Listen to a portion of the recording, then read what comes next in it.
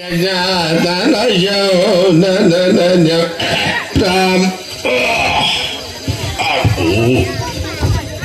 భూతాయాసంగా ఉంది.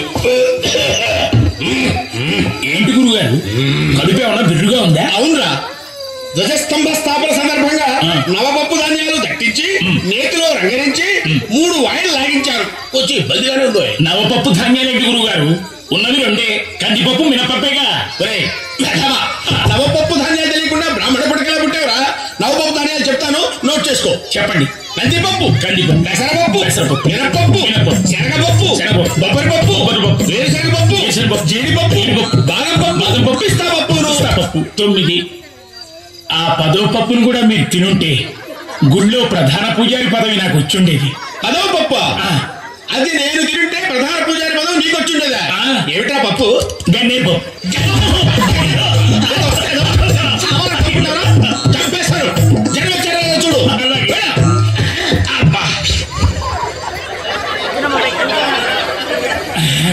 గురుగారు, జనం చాలా మంది వచ్చారండి. చాలా సంతోషం. ఆ దండలా తీసురా.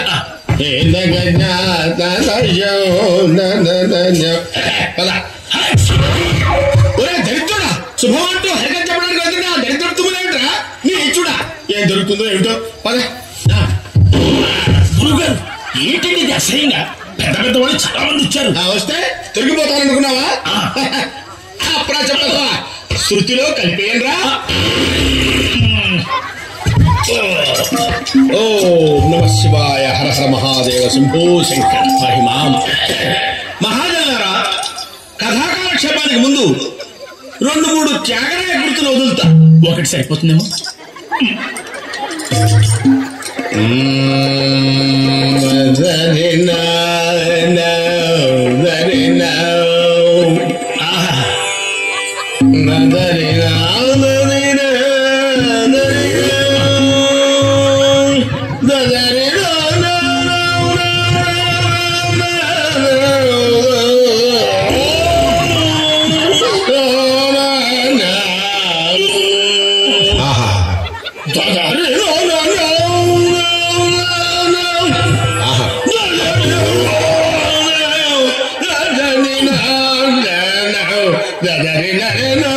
అయ్యా, ఎంతసేపు ఈ త్యాగరాయ కృతులు వినలేక చస్తున్నావు.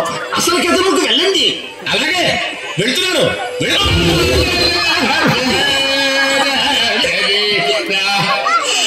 అమ్మయ్యా. ఏమై హనుమశాస్త్రి, గురూజీ చాలా ప్రశాంతంగా ఉంది. ఇక కథలోకి వెళ్తా. గురించి అంటే చంపేస్తాను. ఒరే కడిగదవా, ఆ సిగరెట్ మానవా?